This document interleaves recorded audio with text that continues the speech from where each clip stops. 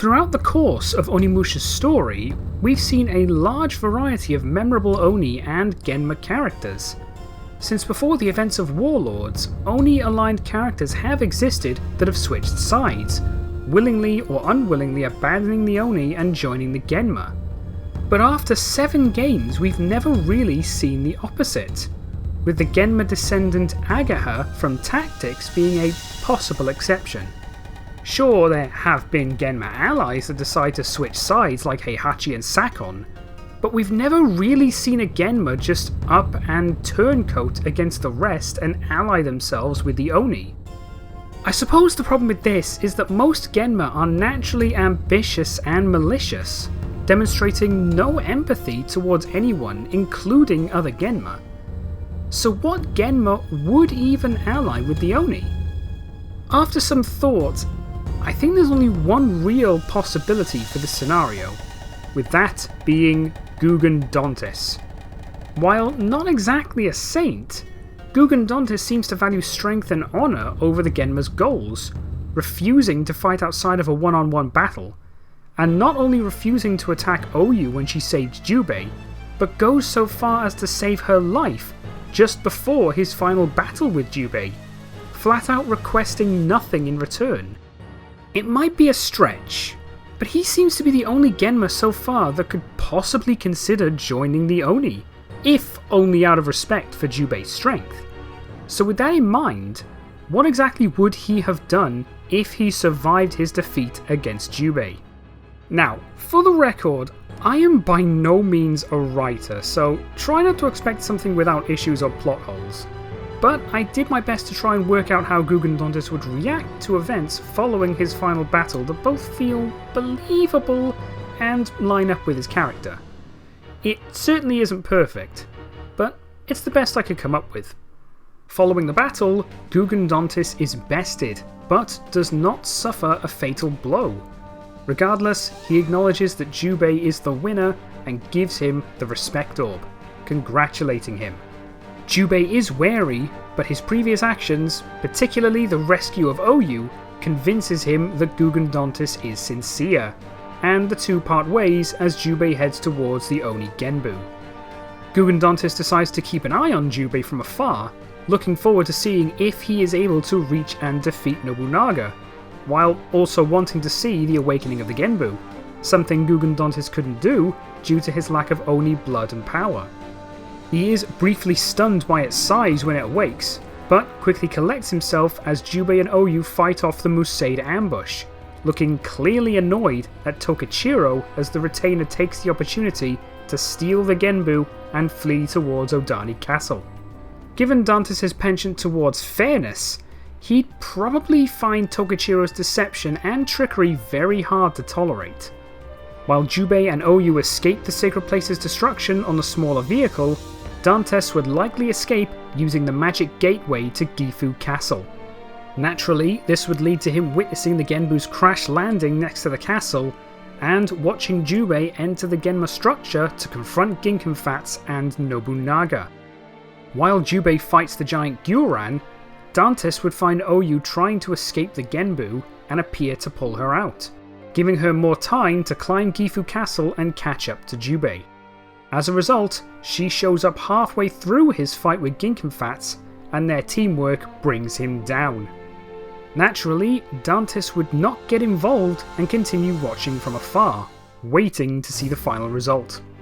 During their final conversation, OU tells Jubei that she survived because Dantess pulled her out, surprising Jubei. Other than that, the conversation remains the same. Eventually, Jubei defeats both Nobunaga and the Golden Evil statue and flees the structure as it crumbles, with Dantess still spectating from a safe distance, now certain that Nobunaga fell to Jubei's blade. As the rest of the Genma went back into hiding, Dantess instead begins wandering the land, now uninterested due to their clear weakness after losing to the Oni twice in a row by this point. As Guildenstern begins the process of resurrecting Nobunaga, Dantess instead decides to seek out Jubei, hoping for a rematch. He finds Jubei in the Yagyu village, organising the reconstruction and repopulation. Jubei becomes instantly wary upon seeing the Genma warrior, but Dantes congratulates him for his victory over Nobunaga, further acknowledging his strength. Jubei remains battle ready, expecting Dantes to begin attempting to destroy the village, but Dantes simply asks for a rematch, noting that the overall goals of the Genma mean less to him than the thrill of battling a worthy opponent. Seeing that he is once again being sincere, Jubei asks to move the fight somewhere as to avoid collateral damage, to which Dantes agrees. As they move to a desirable spot outside the village, the two ready themselves, and Jubei notices the excitement in Dantes' eyes, quipping that he's thrilled to face an opponent stronger than him. Dantes chuckles at the clear callback and confirms the fact. The two begin their bout, and Jubei eventually comes out on top once again, but chooses once again to spare his life, primarily due to his apparent disillusion to the Genma's aims. Dantes, satisfied at their fight, once again congratulates Jubei and leaves, promising to periodically return for another rematch and telling Jubei not to allow his skill to rust.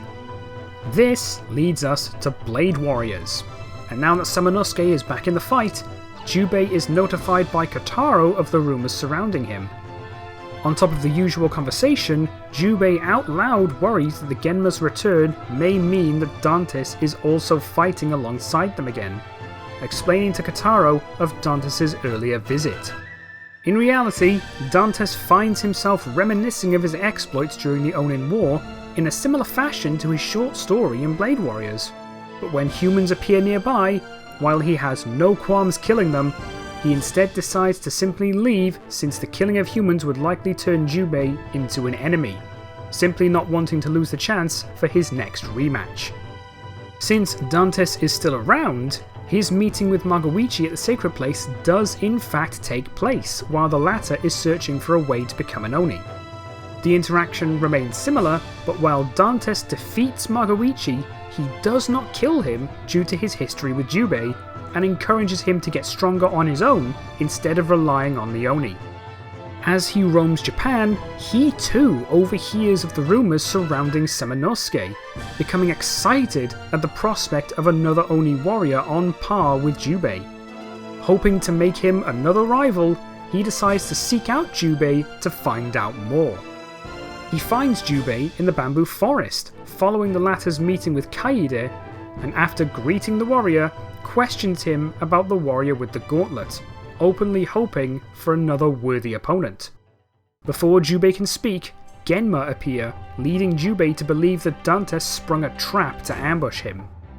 To his surprise, as a Genma is about to attack, Dantes intervenes and cuts it down, annoyed at their interruption. The two agree to work together to dispatch the rest and prove to be an extremely dangerous team, cutting through the Genma forces with little effort. After the fight, Jubei asks why Dantes fought against his own kind, only to be told that he only serves his own interests, those interests being facing worthy opponents in combat.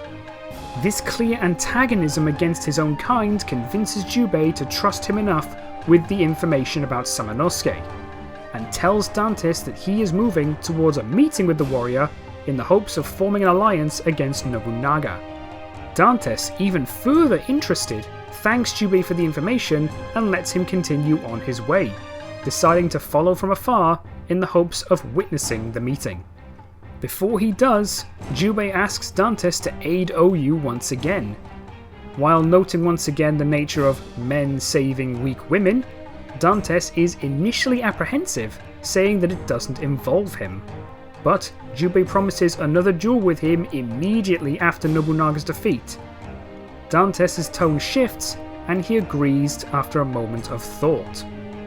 After Kotaro parts with OU outside Odani Castle to save her children, Dantes appears before her, OU momentarily freezing on the spot. He chuckles when he notices her fear, but begins cutting down approaching Genma, revealing that he and Jubei have reached an agreement, and helps her fight off the Genma and escape. She reveals to Jubei later that Dantes did in fact help her as agreed, and Jubei notes that now he must keep his end of the bargain. He sees the two Onis meeting in an open field, and after they agree to work together, intercepts them as they make their way towards Nobunaga. Samanosuke is immediately on guard, but Jubei is unsurprised at his appearance. Dantes introduces himself with his signature style and notes Samanosuke's form, recognizing his skill immediately and challenging him to a one-on-one duel. Jubei explains his own encounters with the warrior, assuring Samanosuke that he values his duels over his allegiance to the Genma. Dantes casually confirms, asking to witness Samanosuke's skill in a duel, and the Oni, now a bit wary of Jubei due to working with a Genma, cautiously accepts, believing it to be to the death. The two begin their bout, and after a fairly intense struggle, the fight eventually ends in a draw. Strong as Samanosuke is, his raw skill is just a little bit lower than Jubei's due to the latter's disciplined upbringing and lifetime of training.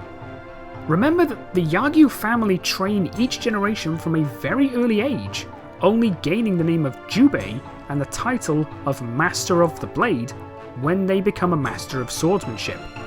Samanosuke likely did not have the same rigorous training, and while still a clearly powerful Oni, it's his greater experience that puts him on par with Jubei. At least, that's what I believe, especially with him by now in full control of his Onimusha power. Gogandantess has also likely been honing his own skills since his last battle with Jubei in order to close the gap.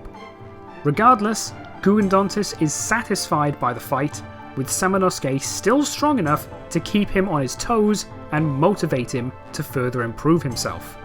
He compliments Samanosuke, and while still unwilling to openly face Nobunaga, agrees to help clear a path through the Genma for them to reach the Genma Lord themselves.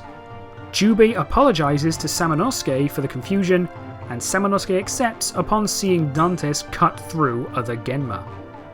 After they defeat Nobunaga, the two amicably go their separate ways, and Jubei returns to the Yagyu village in order to begin training the next generation of Yagyu warriors.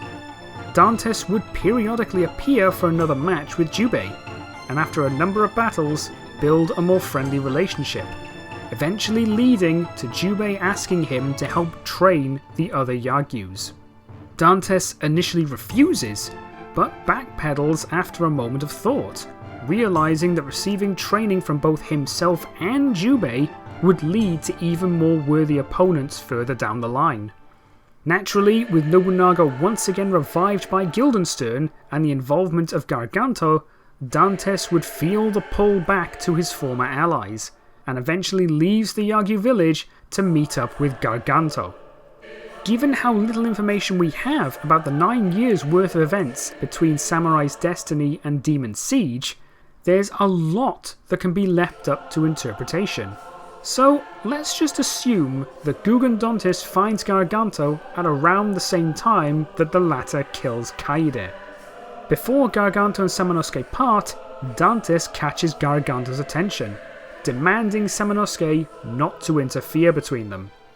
Furious as Samanosuke is due to Kaede's death, he decides that making Dantes an enemy as well would be a death sentence, and takes Kaede's body while the two Genma confront one another. By now, his separation from the rest of the Genma is likely common knowledge, and while their mutual respect as warriors remain, Gargant questions Dantes' betrayal. Dantes brushes the accusation off, simply claiming that he has found more worthy opponents in the Oni than the Genma, not wanting to waste any opportunity to face them in the future. Gargant is disappointed, and the two begin to battle, with Dantes combating Gargant's greater strength with his speed and form. In the end, the two end their battle with a draw and are forced to part without a victor being declared. Dantes later catches up with Samanosuke while the Oni is in the middle of mourning Kaede. While not particularly caring for human deaths, he acknowledges that if he had arrived a bit sooner, he would have saved her. Dantes then shares his knowledge of Gargant, revealing that he is considered the mightiest Genma warrior alive, and notes that they once had a close respect for one another. Samanosuke begins the process of burying Kaede, and Dantes lets him finish before suggesting training him to face the Genma warrior. After their training is finished, Gogandantess returns to the Yagyu village and reveals to Jubei what happened, and the latter decides to pay his respects to Kaede by visiting her grave. Dantes agrees to take him there, and Jubei brings his Yagyu students, telling them of her courage against the Genma to inspire them. The two return to the village with the students and continue their training. Samanosuke assaults the Genma tank like usual, and due to his training with Dantes, including the latter sharing with the Oni Garganto's fighting style, Samanosuke more quickly gains the upper hand, even avoiding getting disarmed this time. In the end, he destroys the tank and still becomes his Oni form to overpower his foe. Dantes soon hears of the defeat of Garganto by Jubei, and both silently congratulates Samanosuke and feels slight remorse and disappointment that his old ally is dead. Now, things get a bit confusing due to the whole time travel aspect, with Onimusha 3 starting at Hanoji Temple, but Jacques later appearing 10 days before. So we'll just skip to when Jacques arrives in Japan, since Dantes would not have any insight on Guildenstern's plans anymore. As Jacques and Samanosuke finish their business in Mount Hiei and begin to make their way towards Sakai, word of a Western Oni reaches the Yagyu village and, inevitably, Dantes. As expected, Dantes decides to track down Jacques, excited to meet yet another Oni warrior. He eventually meets up with Samanosuke outside of Sakai after the Oni worked with Heihachi to secure the town. Dantes questions Samanosuke about the Westerner, and the Oni tells him about Jacques, and that he is currently on the way towards the Genma's hideout in the sea. Gogandantess wonders if he means the Oni sacred place, but quickly shoots down the idea due to the explosion after the Genbu's launch. Samanosuke asks him about Heihachi, but Dantes is unaware of the Spearman's involvement. Samanosuke tells him that he is a Genma ally due to his service to Ieyasu Tokugawa, but still helped to fight off the Genma regardless. This piques the Genma's interest, and thanks Samanosuke for the information, deciding to track Heihachi instead in order to find Jacques. Events remain normal up until after Jacques' second fight with Heihachi and initial encounter of Vega Donna. As he climbs his way to the monastery, he encounters Genma attacking a prisoner, only to be met by Dantes. Akko becomes instantly worried, but she and Jacques are confused when the Genma turn their weapons towards him, leading to even further shock as Dantes cuts them all down and allowing the grateful prisoner to flee. He once again spins the act as a natural act of the strong saving the weak, and greets Jacques in his trademark style. Akko tells about the Genma's reputation, but remains confused as to why he is fighting other Genma. Dantes reveals his mutual understanding with Jubei and Samanosuke, noting his sword's excitement to face a new Oni warrior, expressing his surprise to see a Western Oni. Jacques explains what he knows about Guildenstern in his time folder, and Dantes becomes even more interested, wondering if warriors from the future are still capable of facing him in combat. Jacques raises his guard, and Dantes gleefully prepares for a duel. In the end, while he puts up a good fight, Jacques is defeated, but Dantes once again decides against killing, noting not only his lack of experience, but also his potential, and encourages him to get stronger if he wants to defeat Nobunaga. Jacques, still suspicious of Dantes' motives, asks him about the Genma that was barking orders at Heihachi, not expecting a meaningful answer, but Dantes immediately speaks of her speed and agility. However, due to his near decade-long separation from the Genma, he is not entirely aware as to why she now has such a seemingly high position of authority among the Genma. He warns Jacques to be wary of her and leaves. Jacques and Akko remain shocked not only at Dantes' separation from the rest of the Genma, but also his clear willingness to share his knowledge of them in order to aid in their defeat. Once again, events from here remain more or less the same, until Jacques is dropped from Azuchi Castle mid-flight over Lake Biwa. This time, Samanosuke and Heihachi are also joined by Dantes as Akko leads them to Jacques, if only to see if Jacques was strong enough to survive the fall. Satisfied that he did, he remains until the group begin coming up with their plan to assault the castle. He decides not to get involved, once again remaining more interested in his pursuit of worthy opponents than actively opposing the Genma like the Oni. The others protest, but he reminds them that he would likely have no better chance to find the Oni army orb than Samanosuke or Jacques, referencing his inability to awaken the Genbu during the Onin War due to his lack of Oni blood or power, while his separation from the Genma is widely known among them by now, so he wouldn't be able to enter Azuchi Castle with Heihachi without blowing his cover. The group relent, realizing that he is probably right, but as he leaves, Dantes simply tells them that if they can't do this without him, then they will never be powerful enough to defeat Nobunaga. Things continue as normal until the two Oni reach Honnoji Temple. As Mitsuhide begins the attack, Dantes appears before the Oni enter, congratulating Jacques for his defeat of Vega Donna, noting that he has gotten stronger. He asks after Heihachi, but they tell him of Ranmaru's murder of him. Surprisingly, Dantes is sorry to hear of his death, noting the spearman's famous skill and honour, while also disappointed that he never got the chance to duel him. He accompanies the two as they fight through Honnoji, though barely swings his sword as the other two steamroll their way through with little effort, only effortlessly blocking attacks from the occasional panicked member of Mitsuhide's rebellion before simply moving forwards. He is around to see Ranmaru's final stand against them, but before anyone can do anything, watches as Jacques immediately elects to face the young retainer alone. Dantes is left shocked and highly impressed as Jacques dominates Ranmaru and beats him to death. Realizing that Jacques has become significantly stronger, he requests a duel before the Oni face Nobunaga in order to fully test the new Oni's full ability. Samanosuke, knowing that Dantes won't take no for an answer, steps back and Jacques agrees. Dantes fights his hardest and allows Jacques no moment to breathe, but Jacques finally comes out on top and defeats the swordsman. Acknowledging his previous actions, Jacques does not kill Dantes, and the Genma praises his strength, believing that he is ready to face the Genma Lord. He bids the two Oni farewell, wishing them luck for their final battle, and leaves to return to the Yagyu village.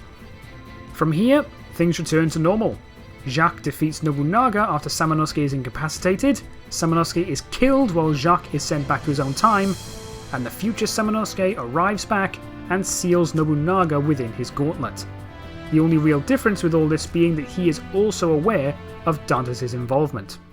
From here, Samanosuke is presumed dead like normal, and he and Akko change their identities. Dantes would remain in the Yagyu village to aid in the training of the next generation of Yagyus, which would also include Munenori.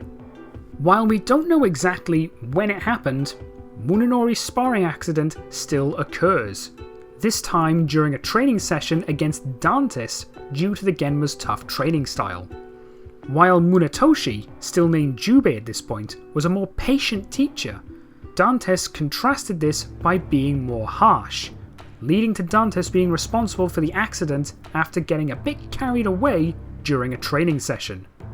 By now he is slightly more empathetic, and immediately calls off the training session to report the incident to Jubei, and like before, after taking Munenori to his mother to get help, she asks Jubei to have her own eye removed in order to save Munenori's life. This, like normal, leads to her giving him her demon eye and losing her life as a result, resulting in Munenori's same resentment towards the Yagyu, though this time due to Dantes' direct involvement, also gains equal hatred and resentment towards the Genma, believing that they are truly incapable of abandoning their natural malice and sadism, equally blaming Dantes for his mother's death. Dantes notices this as they continue training and warns Jubei that he could potentially turn on them entirely if it doesn't get any better. This causes both Dantes and Jubei, now named Sekishusai, to be ready when Munenori finally snaps and begins attempting to massacre the Yagyu. Sekishusai by this point is slowly beginning to lose his skill to age, and Dantes manages to fight off Munenori until the latter flees the village, leading to a lower death count of Yagyu. Unfortunately, training under both his father and Dantes led to Munenori becoming the most powerful of his generation of Yagyus, forcing them to focus on the next generation. Dantes by this point begins making a slightly greater effort to avoid getting carried away while training Sekishusai's grandchildren, if only to avoid another potential massacre. Naturally, Akane Yagyu becomes the strongest of her generation, even more so than the one we already know due to also having Dantes as a teacher. She would continue favouring Yagyu Seigoryu as well as the quick draw technique in order to combat and eventually outspeed Dantes during training.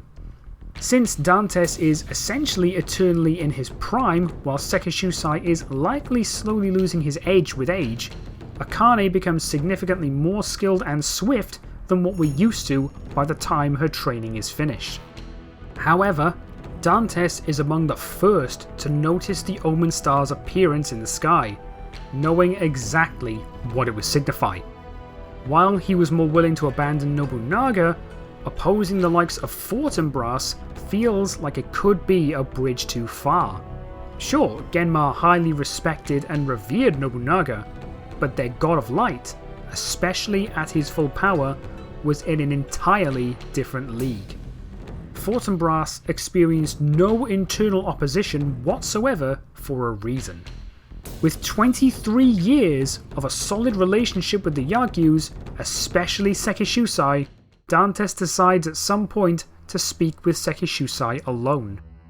The Yagyu immediately recognizes Dantes' more serious look, and Dantes explains what the Omen Star truly is, including the existence of the God of Light.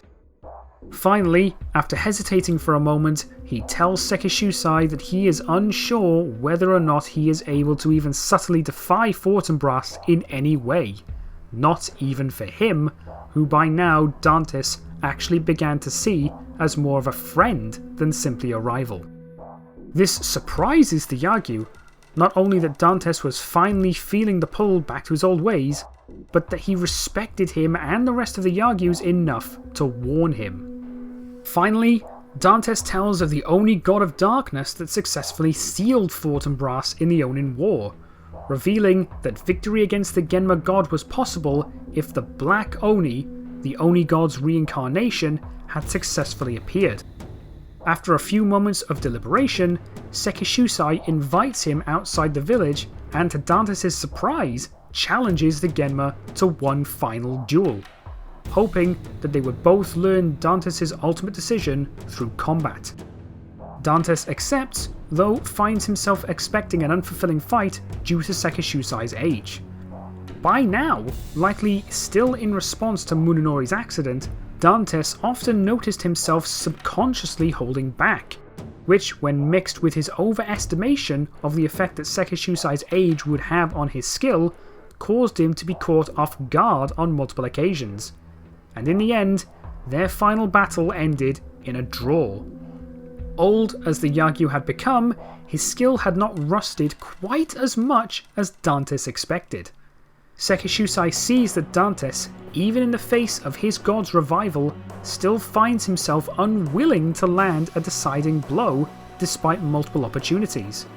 It's clear to both that after over 2 decades, Dantes has managed to develop a level of loyalty to the Yagyu, both for the number of worthy opponents and for accepting him despite the Oni's bloodborne opposition to everything Genma.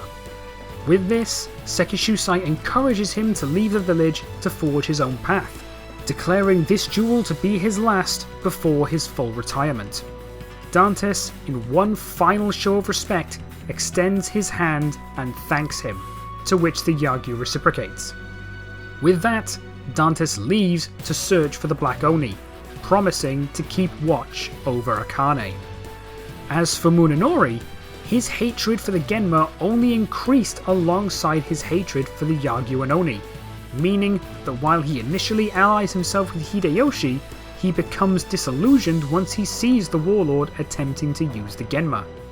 Regardless, he still manages to secure enough Genma insects to force Ohatsu to become his servant much like normal, though simply ordered to remain personally loyal to him alone rather than to the Toyotomi clan.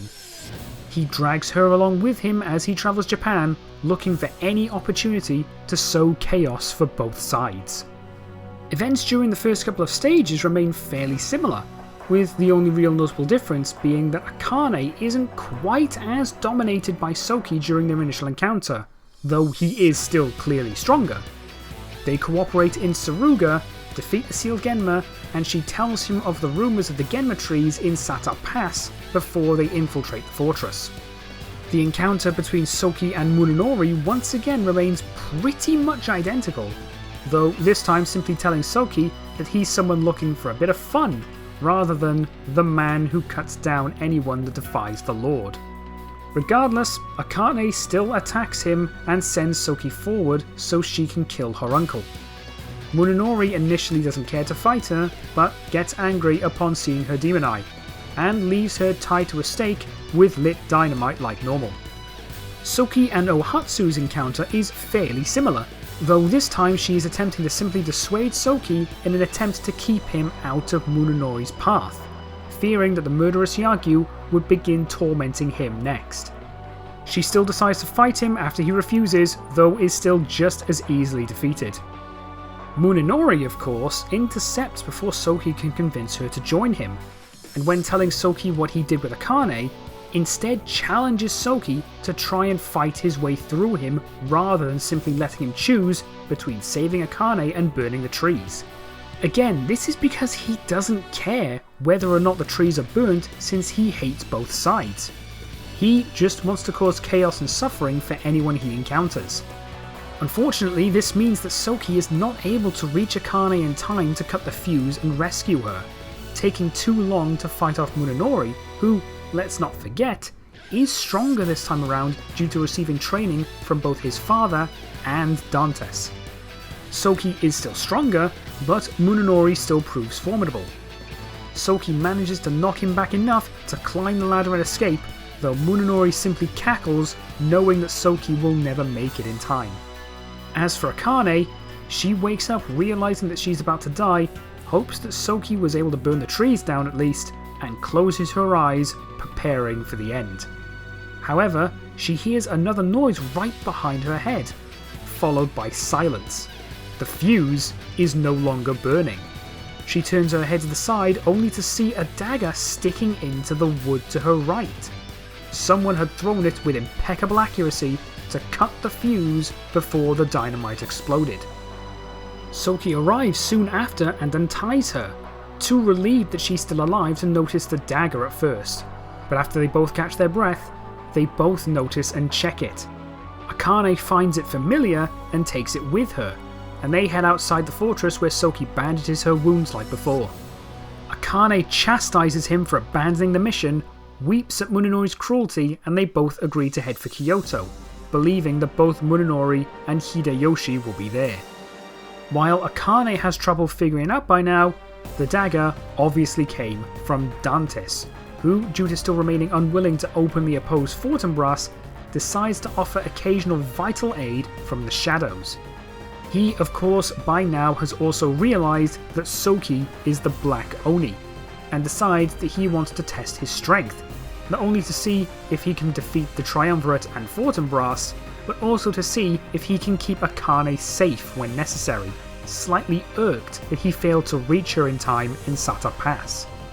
After the two decide to start heading towards Kyoto, Dantes decides to get ahead of them in order to intercept them before they reach Sawayama. As they approach, Dantes reveals himself, still introducing himself in his same manner. Soki is thrown off but quickly readies himself for a battle, and Dantes gleefully identifies him as the Black Oni, making his excitement for facing him clear, requesting a one-on-one duel in his usual fashion. Soki soon realises that Akane hasn't even drawn her weapon, and notices her shock at seeing Dantes, asking why he's here and even calling him Master Dantes. This obviously baffles Soki even more, before she explains that he was one of her teachers in swordsmanship alongside her grandfather, and the only known Genma to have willingly allied with the Yagyu clan. Dantes expresses disappointment that she would so easily allow herself to be defeated like that, causing her to realise that he was the one who saved her. He then turns to Soki and repeats his challenge, wishing to see his black power. Soki is a bit hesitant at this point, with Akane telling him of his love for battle against worthy opponents, and eventually Soki accepts, though still believing this fight to be to the death. As one would expect, Dantes' masterful skill is still not enough for Soki's power and he is defeated, though Akane begs Soki not to kill him, and he reluctantly agrees to spare the swordsman. Akane once again asks why he's here, and he speaks of the Omen Star, telling them that Hideyoshi and the Genma are preparing something that will change the world, speaking in a way that makes it seem like, perhaps, he's actually looking forward to it. This shocks Akane, while angering Soki, who takes another swing, forcing Dantes to jump away. He asks them what they'll do about it before leaving with a chuckle. Akane, shocked at Dantes' apparent betrayal, explains his history with the Yagyu to Soki, and after trying to process what she's been made aware of, Soki tells her that if they keep moving towards Kyoto, they'll likely encounter him again, giving her the chance to question his betrayal. Things get back to normal for the next 1 or 2 stages. Soki and Akane encounter Tenkai and form an alliance, he tells them of Roberto, and they all leave to try and rescue him. Even the events of Ohatsu's rescue of Soki following the defeat of Sakon remains pretty much identical, with her simply questioning the nature of Genma insects rather than the trees, since her forced alliance with a rogue Munenori would mean that she could not have been anywhere near Mitsunari, so she wouldn't know of their designation as Genma trees. Soki's answer remains pretty much identical regardless, simply swapping the order of which of them he describes, explaining the insects first. She is still aware of Mitsunari's role gathering the trees, likely due either to Mitsunari's initial brief alliance with Hideyoshi before he defected, or his efforts to spy on them afterwards to perhaps throw a spanner in their plans. This still leads to Munenori waiting for them near the top of the castle, which Claudius and Rosencrantz decide not to interfere with due to not wanting to give any aid to Soki, even if against a branded traitor. This leads to their usual fight and Soki's victory before he flees taunting the Oni. Things line up once again for the most part for the next few stages, the only real difference here being that Munenori is not with the rest of the Genma in Kyoto, this time simply watching from afar.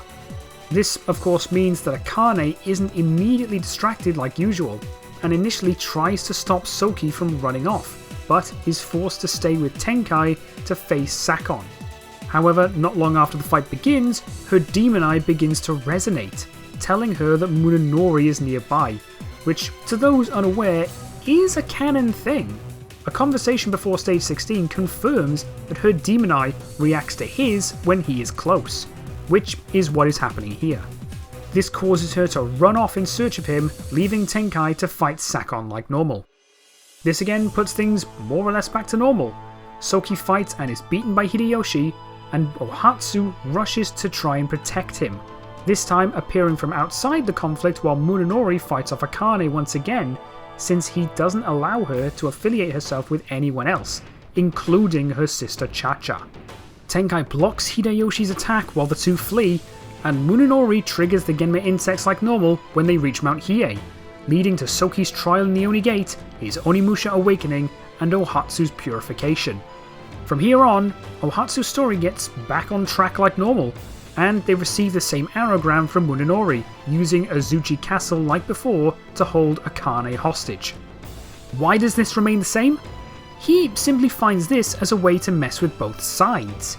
He correctly expects the Genma to prioritise fighting Soki, leaving him to keep an eye on his hostage while they get slaughtered. Besides, we all know he's entirely capable of fighting off the odd Genma that tries to fight him, especially with him being even tougher in this scenario. With this in mind, this stage remains the same, at least until the duo fight Munenori. Now, like I said, Dantes is maintaining a bit of a hands-off approach to these events, not only due to his conflicted emotions, but also because he doesn't want Akane to begin relying on him to get her out of trouble every time. So while he is once again watching from afar, he does not intervene while Soki and Ohatsu fight off Munenori, even after he begins utilising his Demon Eye. After he flees following his defeat, he promises to kill not only Sekishusai in the argue, but Dantes as well, knowing that Akane looks up to him.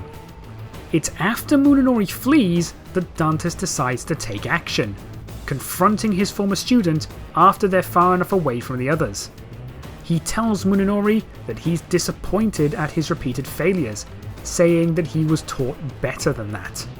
Naturally, this gets a rise out of Munenori, who continues to blame him for the death of his mother and promises to kill him.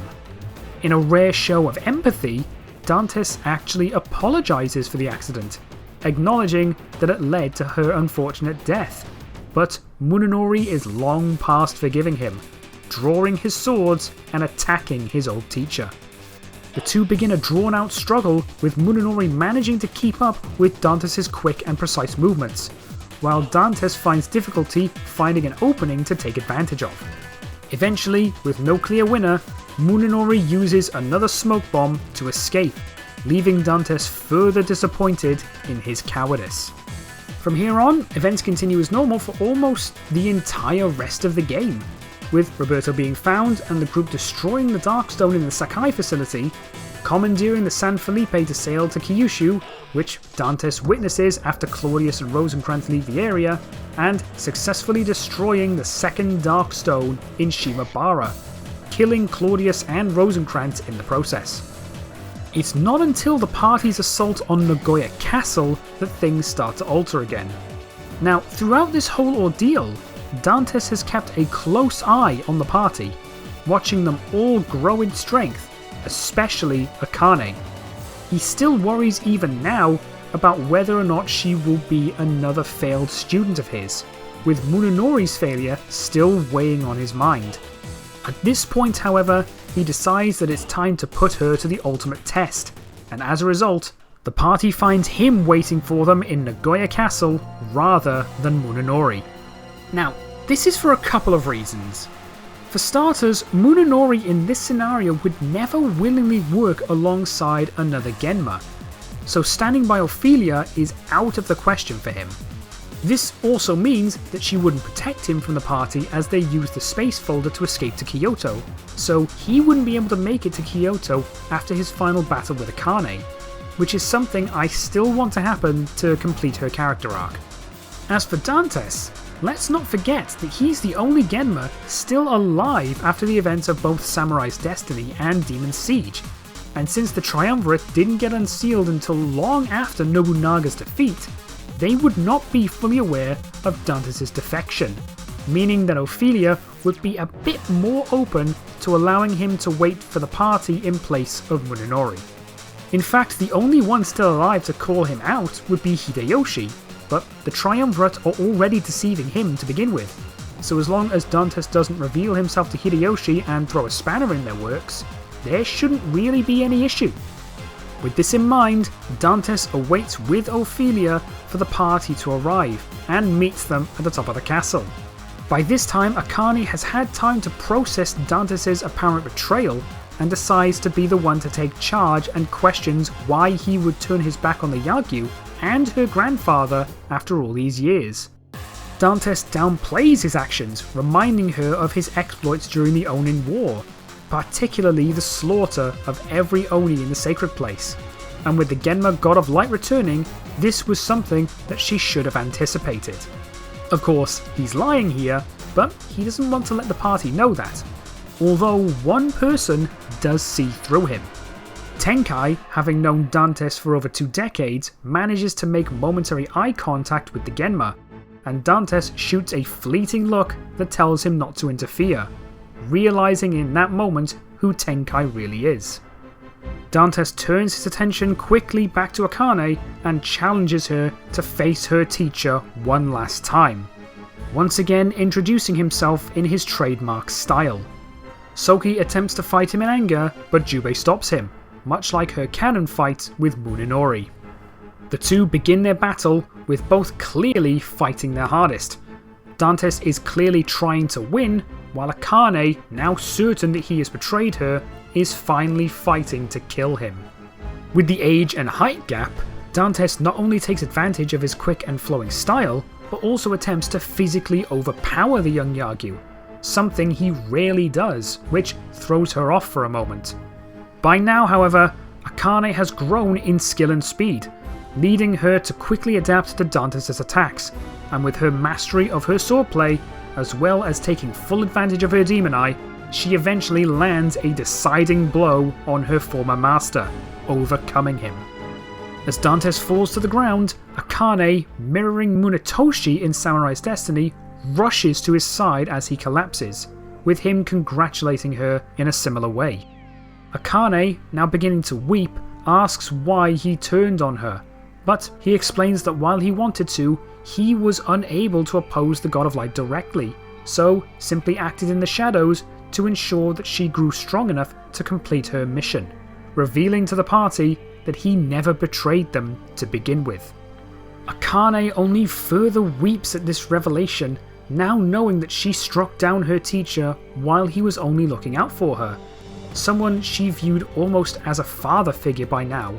But he chuckles, telling her that he's lived a good life, expressing gratitude to the Yagyu and Munetoshi for the last 2 decades, labeling them the most fulfilling years of his life.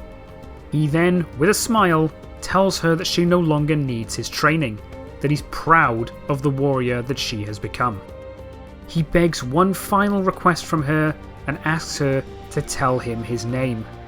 Akane, after hesitating, names him Gogandantess, the greatest swordsman of all demons. Dantes thanks her, and as one final mark of respect, uses his final breath to name her Akane, the greatest swordsman of all Yagyu. With this, Gogandantess finally succumbs to his wounds, a clear smile painted on his face. The party take a moment of silence to pay respect to the fallen Genma, and after Soki helps Akane up, she wipes away her tears as Tenkai reminds them of the transport device. The party obviously come across Ophelia with the device already active, and she taunts their failure as she teleports away, destroying the receiving machine like usual. This naturally leads to Minokichi using the power gifted to him at the Akechi tomb to transport the party there, with him being left behind and presumably dying in the process. Events play out fairly normally from now on, though Akane, now grieving both Dantes on top of Minokichi, collapses in grief instead of initially attempting to run back to Hizen. It takes more time to relight her will to keep going than normal, but she eventually gathers herself enough to finish the mission, and the final stage plays out almost identically, including Munenori appearing to face Akane while strengthened by the Genma insects, still holding enough from when he initially enslaved Ohatsu to consume himself, believing that the power boost he gets from them would be enough to destroy both the Oni and the Genma. On top of her grandfather and the others, she also calls on Dantes to lend her strength to finally defeat Munenori before the fight begins, which she obviously succeeds. Honestly, the rest of the game would probably play out identically and still work, with Munenori surviving his defeat and stealing the Genma seed in an attempt to become the new God of Light and subjugate both humanity and the Genma, only to be defeated and attempt to rush at the fully revived Fortinbras in a blind rage, leaving him to be effortlessly defeated and left for dead by the god. Eventually, Fortinbras is defeated by Soki, and the Omen Star is completely destroyed, which also costs Soki's life. In the aftermath, after the party go their separate ways, Akane elects not to return to the Yagyu village once again after hearing rumours that someone was still alive. She still visits Soki's grave 2 years later, gets an eye patch for her demon eye, and begins travelling with Minokichi. As for Dantes, upon failing to return to the Yagyu village after the Omen Star's destruction, Sekishusai has a monument erected in honor of his Genma ally and friend, with his name being passed down throughout generations of Yagyu as a truly honorable warrior, and a Genma with the heart of an Oni. And with that, I think that's a good place to end. Honestly, I feel like this would be a good way to complete his arc, spending his final years in a way that suited him. And it felt kinda natural for him to build a genuine camaraderie with Munetoshi, given the mutual respect they develop in Samurai's Destiny. Once again, I'd like to stress that I'm not a writer here, so while this was the best I could come up with, I wouldn't be surprised if it had problems. So I'd like to hear your thoughts on this. There was one final thing I'd like to call attention to, however. Given Claudius's and Rosencrantz's revival due to the Omen Star's close proximity, would that mean that Dantes was revived too? Well, to be honest, that's why I didn't mention who the rumours were referring to at the end, and why Akane didn't at least return to the village to report his death. I'd like to think it's possible, so I feel like it's a nice conclusion to his arc while also keeping it open-ended enough to perhaps make a return possible. Again, tell me what you lot think. Inexperienced as I am at this kind of thing, I can't deny that I really enjoyed writing it, so if people do enjoy it, I'd be open to more potential what-ifs. But for now, I'll stop rambling and let you lot go. Thanks for watching, and take care of yourselves everyone. Danish, out.